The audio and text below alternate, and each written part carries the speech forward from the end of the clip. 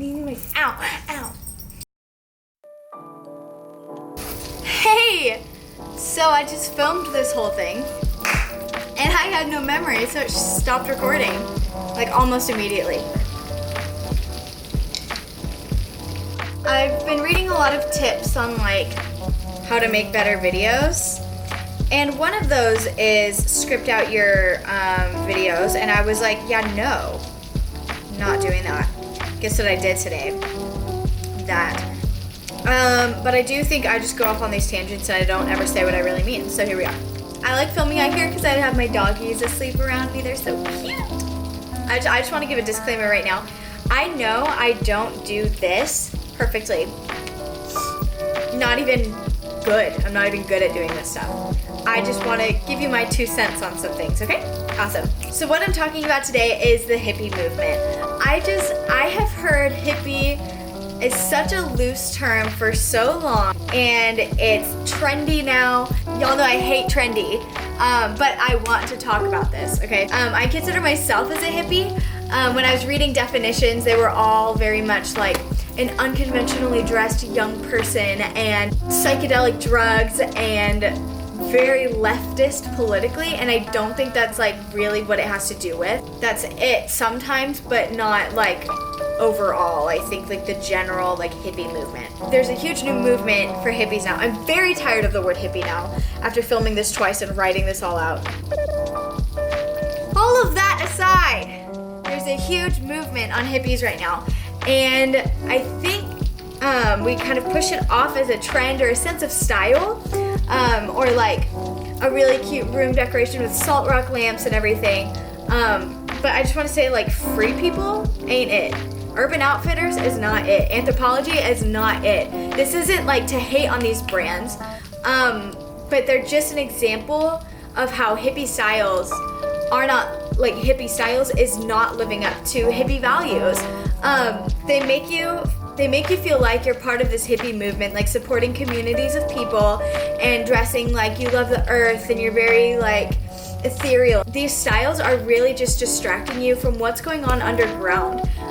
These brands use slaves to make their clothes, and they have a huge environmental impact and all this stuff. And like I said, not to hate on this.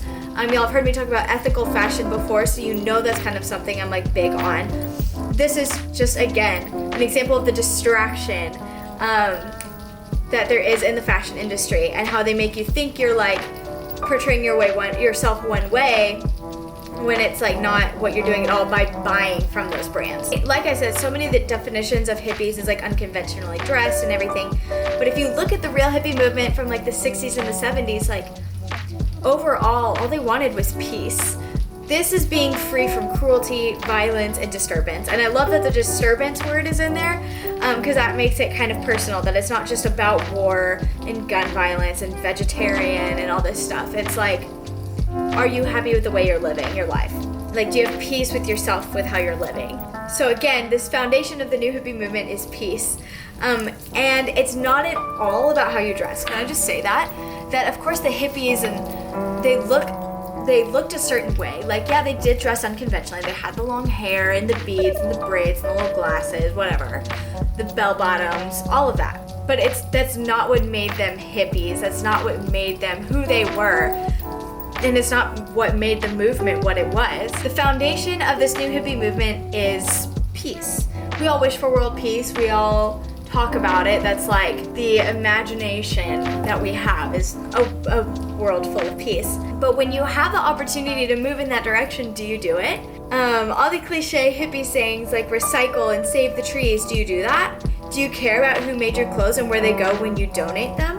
Are you going to make a change to care? There's a decision to make there. And living a peaceful life is about making decisions that progress and support and promote a peaceful world. There's human trafficking behind every piece of clothing. There's an animal being hurt with every tube of mascara. So are you going to make a change in your own life? Veganism, ethical fashion, cruelty-free products, eco-friendly products, it's all more than living in a van and living this peaceful, vibey life.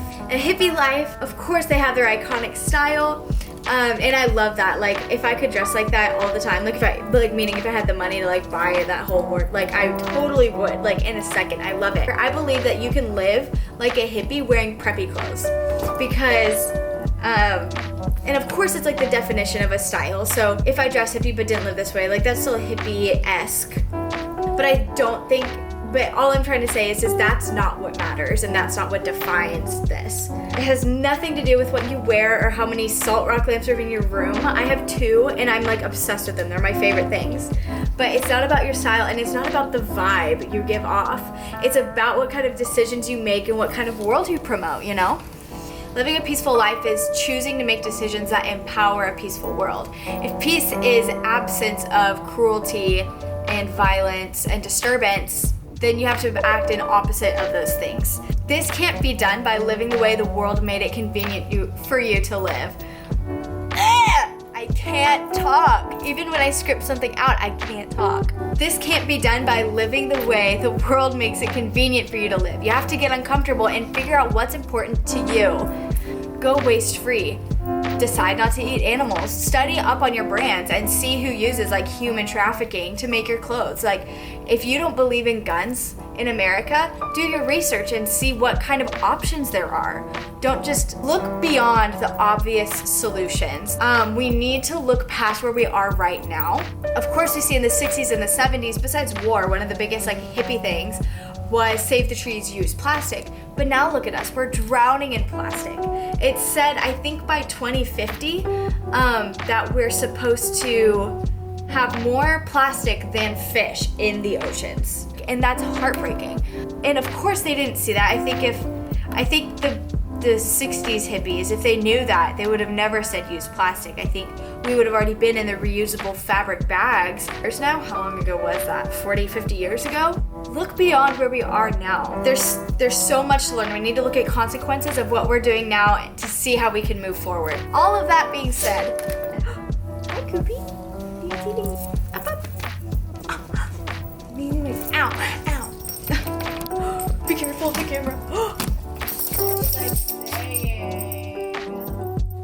I feel like, all that being said, I feel really strongly about all of these areas, and I know I don't do any of them perfectly, and I feel like I carry a burden to want to fix everything and to change the world and to save all the animals and save all the people and to make there no more war and need for war and guns and all of it. And I have to remind myself that the one thing that I can do is to encourage you to get passionate about one thing and empower you to move forward and improve your life in doing that. So that's all I've got for you today. There's no dad jokes, already looked, so we're over that, which kind of sucks, but whatever.